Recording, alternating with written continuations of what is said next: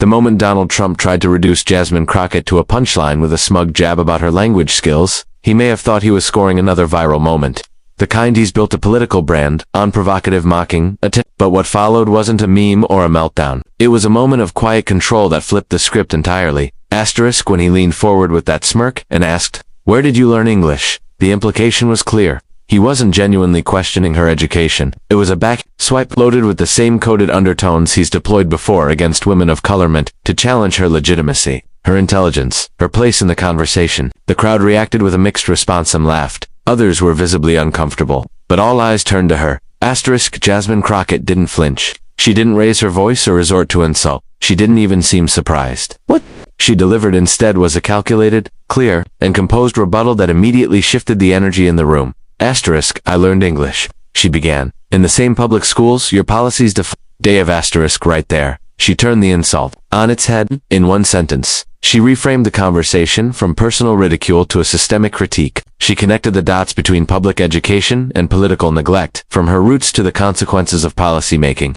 And she did it without making herself the victim. She made herself the example of survival through dysfunction. That wasn't just a comeback, it was a statement of power. Asterisk, she continued.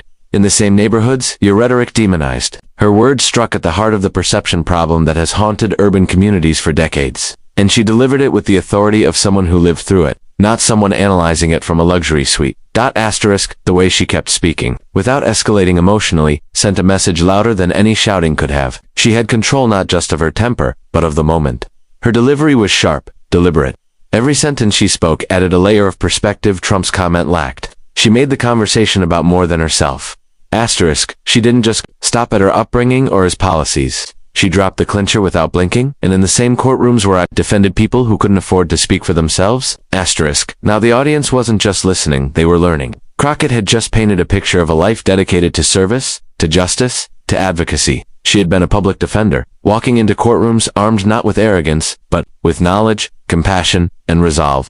The irony was impossible to ignore. Trump, a man entangled in courtrooms for all the wrong reasons, had just mocked a woman whose courtroom experience was rooted in helping others. Asterisk, she didn't deliver her final line for applause, but it landed like a hammer. But if you're confused, I can slow it down. Or I can say it in legal terms, since unlike you, I actually passed a bar exam. Asterisk, it wasn't loud, it wasn't angry, but it was devastating. The reference to her credentials wasn't just a flex, it was a reminder. This wasn't just someone who could hold her own in a debate. This was someone who had walked through the systems that Trump casually jokes about. Someone who had earned her place at the table through merit, not media manipulation. Asterisk, her ability to turn a dismissive insult into a pointed reflection on education, poverty, law, and leadership was something most politicians struggle to do, even with a script, and she did it in real time, under pressure, with a nation watching. Asterisk, in that moment, she proved that power isn't always loud. It doesn't always come from the microphone. Sometimes, it comes from being underestimated. That underestimation is fuel. Her response wasn't rehearsed, but it was ready. It came from lived experience. It was shaped by years of being told to sit down, speak softer, or prove herself again and again. And when he tried to belittle her, she didn't just defend herself, she educated him. Donald Trump has built a political persona around spectacle-cutting remarks, bold interruptions, and a brand of bravado that thrives in confrontation. But in the exchange with Representative Jasmine Crockett, he miscalculated. What he believed would be a humorous dig questioning where she learned English did not land the way he intended. Instead of energizing his base or catching his opponent off guard, it drew a sharp line between his combative style and the kind of leadership many Americans are seeking. The reaction from moderate and independent voters was swift, and for Trump, not in his favor. Asterisk, for years, Trump has leaned into a communication style that disregards political correctness in favor of subtly telling it like it is. His supporters often cheer this approach, claiming it exposes elite hypocrisy or challenges the media narrative. But this time, the optics were different. He wasn't sparring with a liberal pundit or trading jabs with a seasoned Republican opponent. He interrupted a sitting Congresswoman mid-sentence with a comment that carried not just disrespect, but racial and cultural undertones that many viewers couldn't ignore. Asterisk, the moment was jarring. Jasmine Crockett was speaking passionately about systemic inequalities when Trump's voice cut her off with the now infamous line, "Where did you learn English?" It wasn't just rude. It was dismissive of her intellect, her education, and her lived experience. And it had a ripple effect that went far beyond the room. Asterisk, moderate voters, those who had supported Trump in 2016 but distanced themselves in 2020, reacted visibly online and in town halls the following week. Many expressed discomfort. They weren't rallying behind the comment, they weren't laughing, they were cringing. because it wasn't just an attack on Crockett. It reminded voters of the many times Trump's words had crossed from controversial into offensive. And this time, the target was someone who didn't respond with theatrics, but with reasoned composure that made the insult look even more childish. Suburban voters, especially women, voiced concerns across social platforms. Some who had flirted with returning to Trump's camp in 2024 said the incident reaffirmed why they left. They weren't looking for a president who mocked women in public forums. They were looking for someone who could debate serious issues without resorting to schoolyard tactics. Even among some conservatives, there was unease. Pundits on right-leaning networks acknowledged that the comment was unnecessary and beneath the dignity of the office he once held. That kind of language, while restrained, signaled that even Trump's usual defenders saw the line he crossed. It wasn't just about attacking a political opponent, it was about how he did it. His tone, timing, and choice of words raised more questions than it settled. Meanwhile, Crockett's response didn't add fuel to the fire. She didn't play into Trump's style. She responded firmly, with pointed criticism that remained professional. That difference in approach is derision, versus her discipline gave voters a contrast that was hard to ignore. One looked like a politician performing for headlines. The other looked like a leader speaking for constituents. Independent voters took note. Polling groups reported a measurable shift in online sentiment in the days following the exchange. While Trump's core supporters remained loyal, the needle among undecided voters and center-right independents dipped. They weren't just reacting to one comment. They were reacting to a pattern. And Crockett had, perhaps unintentionally, spotlighted that pattern by simply refusing to be rattled. What Trump saw as a moment to dominate the room became a moment of exposure. He exposed how quickly he resorts to personal attacks, how uncomfortable he seems around assertive women of color, and how little patience he has for being challenged intellectually. In contrast, Crockett exposed none of that in herself. She stayed focused, composed, and unbothered. That disparity played louder than any shouting match. For a politician who depends on broadening his coalition beyond his base. This kind of moment matters, because while the base may laugh, America is watching. And what many saw was a man who mocked a woman's intelligence on national television, and a woman who refused to be reduced by it. When Jasmine Crockett delivered her calm but cutting response to Donald Trump's mocking question, she wasn't just addressing the man in front of her, she was speaking to millions watching across the country. Within hours, video clips of the exchange flooded social media platforms. What might have been a short-lived moment in a debate setting transformed into a viral cultural event. Not because it was loud or chaotic, but because of how she carried herself, what she said, and what it represented. Trump, question, "Where did you learn English?" was intended to throw her off balance. He had used similar tactics in the past with political opponents and journalists, relying on sarcasm and public humiliation to steal the spotlight. But this time, he didn't get the reaction he was used to. Crockett didn't stumble or lash out. Instead, she responded with surgical precision. Her words were clear, confident, and carefully chosen, and the internet noticed. Within minutes, clips of her response were circulating on X, TikTok, and Instagram. The phrase "I actually passed a bar exam" began trending. Memes popped up juxtaposing Trump's legal troubles with Crockett's legal credentials. Influencers, lawyers, students, educators, people across all walks of life began sharing the video with commentary praising her poise and intellectual composure. Mainstream media quickly picked it up. Morning shows ran segments on it. Political podcasts debated the implications. Even some conservative platforms couldn't ignore how composed and precise Crockett had been under pressure. The moment wasn't just viral, it was resonating.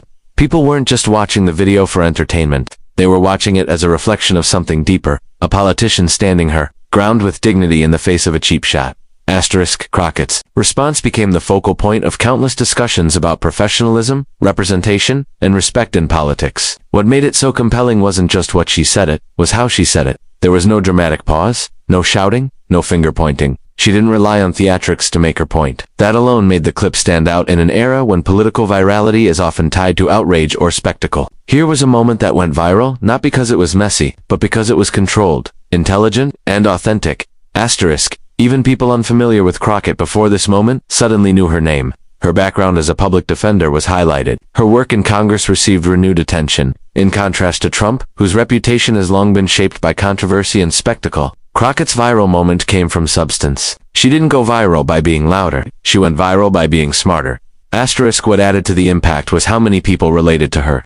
For many black women, immigrants, first-generation college students, and professionals who've been underestimated. In boardrooms, classrooms, and meetings, her experience felt familiar. The idea of being mocked for how you speak or for simply daring to speak with authority is something that resonated far beyond the political sphere. Crockett, without saying it explicitly, stood in for so many who have been dismissed or belittled, simply for taking up space. Trump, on the other hand, inadvertently played into a stereotype that many Americans are increasingly tired of: the powerful man using mockery to silence or belittle. It's a tactic that's grown stale, especially in contrast to leaders who communicate with clarity and purpose. In trying to dominate the moment, he ended up handing it over to her entirely. In the days that followed, Crockett leaned into the moment, but never exploited it. She didn't go on a media blitz or brag about the exchange. She let the video speak for itself. That approach only strengthened the respect she was gaining. Commentators began referring to her as a rising voice, not because she yelled the loudest, but because she refused to lower herself to the level of personal attacks. The viral moment also prompted broader questions about political discourse. Viewers began asking, what kind of leaders do we want representing us? The kind who score points through insults, or the kind who rise above them with dignity and facts? In that clip shared millions of times, many people found their answer. It was supposed to be a moment Trump could control. But Crockett's response took on a life of its own. It didn't just silence a room, it echoed far beyond it. All because she didn't just clap back. She leveled up. The exchange between Donald Trump and Jasmine Crockett during the Ohio town hall was more than just a headline-grabbing moment. It became a defining snapshot of a generational and cultural divide playing out in real time. When Trump sarcastically asked, "Where did you learn English?" it wasn't just a jab at an opponent. It was a remark steeped in a worldview that's increasingly out of step with the direction America is moving toward. And Crockett's response, measured, unapologetic, and rooted in lived experience, made that divide impossible to ignore. Trump has long leaned on a brand of populism that centers on bravado, bluntness, and traditional notions of power and control. His approach often resonates with those nostalgic for a time when politics was more about domination than discussion. But for younger voters, minority communities, and increasingly independent thinkers, that same approach feels tone-deaf and tired. It's not just about disagreeing with policy, it's about rejecting a style of leadership that feels dismissive, outdated, and fundamentally disrespectful. In that moment on stage, the contrast between the two figures could not have been starker. Trump embodied a brash old guard political figure who seemed to rely on shock value rather than substance. Crockett, by contrast, represented a new wave of leadership grounded in both professional credibility and personal integrity. She wasn't there to shout him down or mirror his aggression. She was there to bring truth, and her tone reflected that. The generational gap was palpable. Trump's remark reflected a mindset where mocking someone's intelligence, especially a woman of color, was a strategy for asserting dominance. It was reminiscent of decades past, where exclusion was normalized and difference was weaponized. But Crockett's poise challenged all of that. Her words didn't just defend her right to speak, they celebrated her right to belong, and they did so without asking for permission. For many viewers, especially younger Americans who have grown up in increasingly diverse schools, workplaces, and communities, Crockett's response was not just relatably, was aspirational. She wasn't asking for respect, she was demanding it through her actions. Her ability to remain focused, respond with precision, and subtly point out Trump's lack of qualification, mentioning the bar examined, her voice feel aligned with a more inclusive, thoughtful, and values-based political future. The moment also illuminated a deeper cultural shift. In previous political cycles, moments like these might have been dismissed as minor controversies or partisan squabbles, but in today's digital world, where nuance spreads faster than spin, the public quickly interpreted the underlying message. This wasn't just about language, it was about power. Who gets to define intelligence? Who gets to lead? Who gets to challenge the status quo without being belittled? Trump, likely aiming to make Crockett seem out of place, instead revealed how much the landscape has changed. His style, once seen as disruptive and fresh, now came across as tired and tone-deaf. Crockett didn't need to yell to command the room, she just needed to be unapologetically herself. And that, more than anything, resonated with the direction younger generations are heading. They're less impressed by loudness and more interested in authenticity, empathy, and expertise. In many ways, the exchange also mirrored conversations happening across workplaces, universities, and communities around the country. It reflected the tension between those clinging to hierarchical, exclusionary models of authority and those pushing for more equitable, respectful forms of leadership. Crockett's refusal to be minimized wasn't just political, it was personal. For so many watching, and for many women, especially women of color, this wasn't a moment of shock. It was a familiar scenario playing out on a national stage. The condescension, the interruption, the subtle or not so subtle implication that you don't belong in the room. But Crockett didn't just push back, she owned the room. Without theatrics, without raising her voice. She simply reminded everyone why she was elected in the first place. Trump, on the other hand, appeared stuck in an old playbook, one where insults were currency and applause came from the cheap seats. But the country watching isn't the same as it was a decade ago. The audience is more diverse, more informed, and far less tolerant of leaders who punch down instead of stepping up. The moment made that clear. It wasn't just about who won a debate, it was about who represented the future.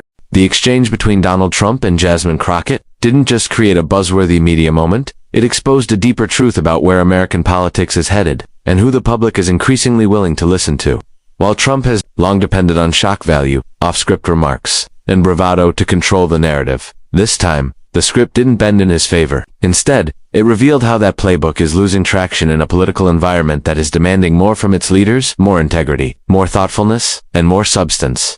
Jasmine Crockett's response wasn't simply a clever comeback. It was a lesson in leadership under pressure. She didn't respond with fury or fall into the trap of outrage. She responded with the kind of clarity that cuts through noise. Her tone, her timing, and her refusal to stoop to the level of mockery elevated her, not just in that room, but in the eyes of millions watching across the country. She proved that composure, intellect, and lived experience can stand firm in the face of dismissiveness, even when it comes from one of the most practiced political provocateurs of the modern era. What this moment ultimately reflected was a shift, culturally, generationally, and politically. There is growing fatigue with leadership styles rooted in sarcasm and spectacle. More Americans are tuning in not just to be entertained, but to be inspired and informed. Trump's comment may have earned a few laughs from loyal supporters, but it simultaneously alienated many who are tired of watching public discourse devolve into personal jabs. For every person who thought the remark was a joke, there were dozens who saw it as yet another reminder of why real change feels so necessary. Crockett's ability to stay grounded and laser-focused in the face of condescension represents the kind of evolution many voters are looking for. Leaders who are unshaken, unafraid, and unwilling to play by outdated rules. She reminded viewers that intelligence is not something to be mocked. It is something to be respected, and that confidence doesn't have to come at the cost of civility. This wasn't just about one insult or one rebuttal. It was a referendum on two very different approaches to leadership, one rooted in ego and disruption, the other rooted in purpose and preparation. The former may still dominate headlines, but the latter is beginning to win hearts and minds. As political conversations continue to unfold across stages, screens, and state houses, moments like this serve as reminders that words do matter, tone matters, and how you treat people in disagreement often says more than the disagreement itself. Jasmine Crockett didn't just clap back. She showed up, stood tall, and in doing so, made one thing very clear. The future isn't loud.